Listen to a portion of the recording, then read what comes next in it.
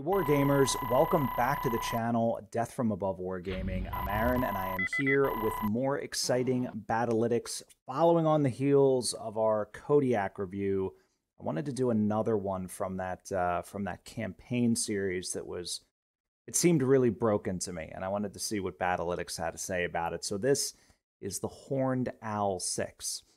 So this is a 35-ton guy, battle value of 1413, which isn't unreasonable for a clan mech.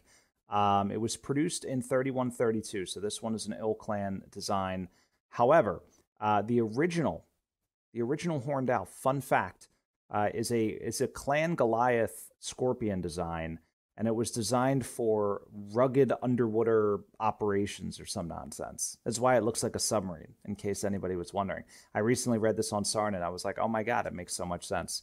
So when you look at the Horned Owl, and you're like, oh, it looks like it's got a diver helmet on. That's why. So fun facts. Fun facts can be had in Battlytics, not just math facts. All right, so let's talk about the movement of this. Sadly, it does not have any underwater movement units, but it does move fairly quickly on land. 6'9", it does not jump.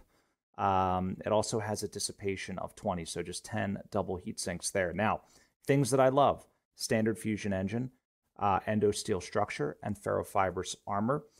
It does have 5 tons of ferrofibers, which gives it 96 pips for about 80% coverage. That's not terrible. For a 35-ton mech, I think you could have probably gotten away with a little bit more there, but it is what it is. So let's take a look at the armor as it stands. Pretty even distribution. It does have more on those side torsos, a little less on the legs, but generally, nothing glaringly wrong there.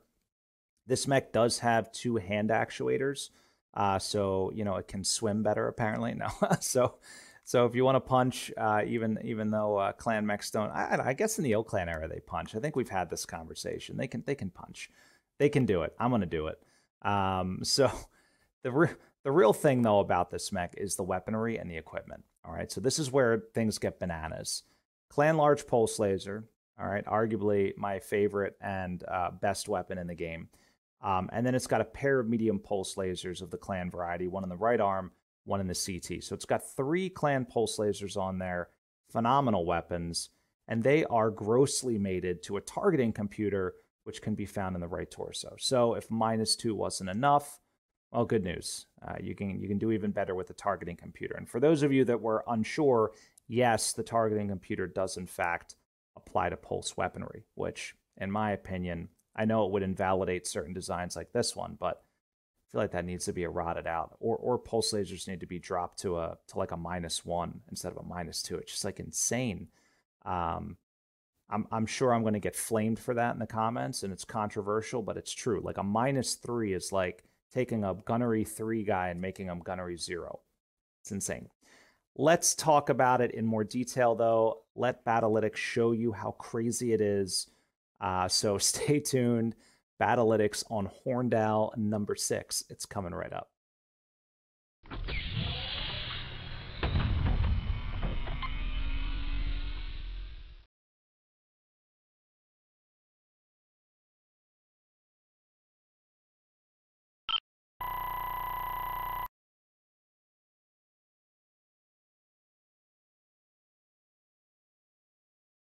All right, here we are. Offensive benchmarks. The first thing that I notice is it cannot build up any heat. It's got no heat that can be built up anywhere here, which is a good thing because you can just hold the trigger down. Not only do you have a targeting computer and you're -3 everywhere, but you can just run around holding the trigger down, which is fantastic. So if you want your new buddy who hasn't ever played BattleTech before and you want him to win his first game, just give him this mech. And take any other light mech, and you should do fine. So the heat on this thing is 18 points, right? So the large pulse builds up 10, each of the mediums build up 4, so you build up 18 points of heat. You can run, and you'll still stay flat. It can't jump, so you can never push this thing for heat. In that regard, it can basically generate 197.1 points of damage over the 12-turn offensive benchmark. So not bad. I mean, that's a lot. That is like equivalent to 3025 era. That's actually, yeah, 3025 era, even some 3050 era Inner Sphere assault mechs. It can outperform them.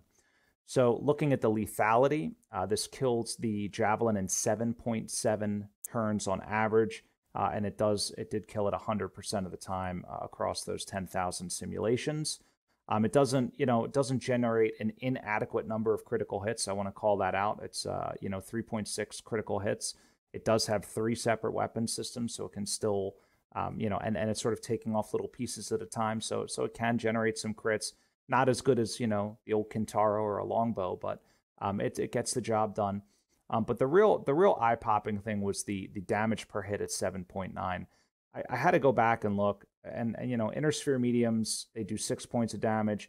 Clan medium pulse, they do 7 points of damage, which is really, really good. And the heat, so the damage to heat ratio on a Clan medium pulse is really, really, really good. Again, 4 points of heat, 7 points of damage, and a -2 modifier, and it shoots out to 12 hexes. That's it's a solid weapon. Perhaps too solid, some would say. So at the end of the day, offensively, this thing is looking very strong for a 35-ton mech. Again, it's got a battle value of a sort of an Inner Sphere medium, maybe even an Inner Sphere heavy. So we'll see how it shakes out in the efficiency. But first, let's take a look at the defense. All right, so as far as the armor goes, it looks a little bit like this. So the side torsos seem pretty adequately armored. Now, the yellow bars represent the average, or where you would expect the armor to be based on the total. The green bars represent where the armor, actually is. So, it might have, it's pretty decent on the rear. It might be a little over-armored on the rear, to be quite honest. Then again, it's fast. It's not necessarily needs to get in close. I don't know how I feel about the rear armor. Legs, they're a little bit under average. Again, arms, a little bit under average. And the arms I would have juiced up. I would have put them on roids, because all the good stuff is in the arms. All the weapons are in the arms, right? So, again, armor distribution is a little bit weird. You do have 1 medium pulse in the CT, but I don't know. So let's take a look at the mobility analysis. One thing to point out, critical slots, it does not have anything in the legs aside from, the hip, upper, lower, and foot actuators. So if you get through the leg armor, you will most certainly, generate some sort of leg hit. And that's going to hurt, because, it's going to go from a 6.9 to a 5.8. It can't do as much. It has to be a little bit more careful. I think the 6.9 gives you a little extra cushion to get that modifier up, keep that target modifier up. But you can see as this thing sort of progresses through the game, that modifier drops off significantly. After the 10,000 simulations, by turn 12, the average target mod was 1.2, down from 3. So, leg armor is 11 pips with 8 in structure. So, it's going to take a PPC or 2 before it gets in. But 2 PPCs is going to blow the leg right off. So it doesn't have a ton there. And again, it's a 35-ton mech, so my expectations, might be a little bit high for this thing, but it is what it is. Now, in terms of survivability in general, 34.2%, which is actually a little bit higher, I think, than average for a 35-ton mech. So it does pretty well. And what's interesting about the survivability curve is, as soon as this thing gets close, it just, the survivability tanks, right? As soon as it takes a couple of hits and that armor peels off, there's not much left. CT, again, has 24 pips in total across armor and structure. So if this thing starts really, taking fire, it's going to crumple. It just doesn't have, that sustainability that you would get, out of an Inner Sphere medium or things along those lines that you might get for, like a Warhammer or Marauder that's fully armored at 1,400 points. Some of the better armored variants come to mind. Anyway, the good news is it doesn't really die from engine deaths. Most of the time, you do have to eat through the CT or get a head kill. That's the majority of those kills. So if you're clever, if you notice, hey, my left side's damaged, you can kind of do that thing where you kind of show them your right side and hope, pray and hope for the best. But again, the real trick is to keep this thing, I think, protected. This can't be the center point focal mech in your star. It does need to have tougher buddies. In the situation like where it was with the Kodiak, where it can just kind of like run around and wreak havoc. I think that's a great scenario for it, where there's bigger, meaner things to target. You'll really get your return on investment out of this guy. Speaking of ROI, let's dive into the efficiency and see how the numbers shake out. All right, so the survey says 7.72. That's not bad at all. That's actually a really great number for a 35 ton for a light mech, especially a clan one, which tends to be a little bit overpriced. So let's talk about this. So the first thing is damage loss, 22.5%. So we talked just a minute ago about keeping this thing alive. If you really want to get your return on investment, keeping it alive is paramount. Conversely, if you're on the other side of the table, kill it as quickly as possible, because it's paper, right? It's paper with a lot of pulse weaponry and a targeting computer, but you can kill it pretty quickly. The targeting mod on this thing, or the target mod, +3, when you're shooting at it, is not like high enough that you should be missing all the time, unless you're, at long range shooting through woods in the dark. But I mean, if you're at medium range, you should be able to knock this thing out pretty quickly.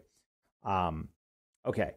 So the other thing I want to talk about is the gunnery sensitivity. So secretly, the reason I wanted to do this mech is because I wanted to see if I could like break Batalytics. I wanted to see how negative the gunnery sensitivity could go. Obviously, it can go as low as it wants. It's just math, but it's pretty hilarious that you actually lose efficiency. This mech is an 8.16 on the efficiency scale at gunnery 4. Okay, let that marinate for a moment. It's better at the crappiest gunnery in the game. I almost want to see if it'd be even better at gunnery 5. I mean, it may be, because again, with these weapons, you're effectively a gunnery 2 when you're gunnery 5. It's insane. So at actual gunnery 2, where all these simulations and benchmarks are done, it is 1,978 battle value. At gunnery 4, it's that base value of 1413. You'd have to modify that per piloting, but again, like, you could theoretically play a 5-4. I mean, in fact, I would encourage it, or even like gunnery 6 if you're allowed. I don't know, that might be heretical, but gunnery 5, as long as you keep your piloting within 2 points. If you're gunnery 5 and like piloting 4, like, dude, that could be a basement bargain, or it's even a 5-5. Forget it. Basement bargain clan light mech. Just think about it. In fact, I wonder if I have the information here. I don't think I do on what the modifier is when you go the other way with gunnery. I only have it if you go up. Please hold. I'm going to pull it up right now. I'm going to tell you what it's going to be. All right, so a gunnery 5 is a 0.9 modifier. It means you take the battle value, you hit it by 0.9 or 90%. So it would be like, high 1200s, 1271, something along those lines is what this thing would cost with a gunnery 5, piloting 5. That's it. I mean, you could swarm. You put a couple of these things in your star, put 3 of them in your star if you want to be a real cheese ball. Again, they're super fragile, but if you're playing a big points game, I mean, these things could be super, super deadly and super annoying, and your opponent may hate you forever. That said, why don't we take a look at threat and where we might play this thing on the battlefield. All right, so I have 1 roll, 2 rolls maybe.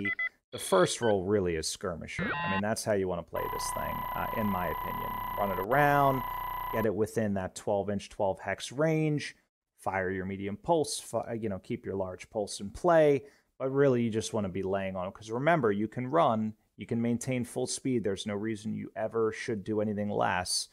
Maintain full speed, keep that TMM high, and fire everything. You will not build up any heat with this mech. The other role I would consider is a second line mech. And by that I mean, keep it in the back, ping it with the large pulse, and then once targets are occupied, things are looking at other other mechs like a Kodiak, for example, then you can zip this thing in and get those medium pulse in play. So I think timing is important. Again, survivability is paramount. But overall, I think this is a fantastic little design.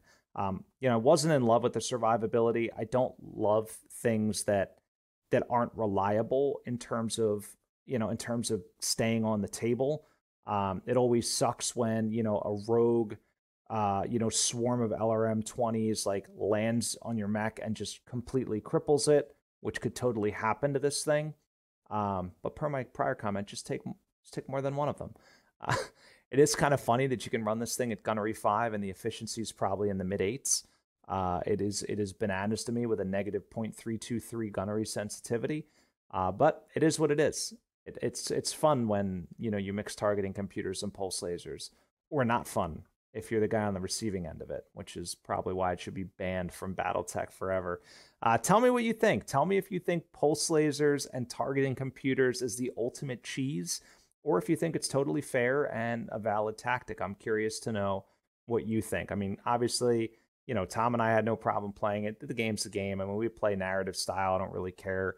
But in a competitive setting, do you think it would break the game? Let me know what you think and tell me what you think about the Horned Owl. If you want to go buy a whole army of Horned Owls, you know where to do it. Ares Games and Minis. It is your one-stop shop for all things BattleTech, the books, the dice, the minis. He's got terrain from third parties. He's got the Fighting Piranha decals, decals from Deathray, all sorts of great stuff over at Ares Games and Minis can be found. So definitely check that out.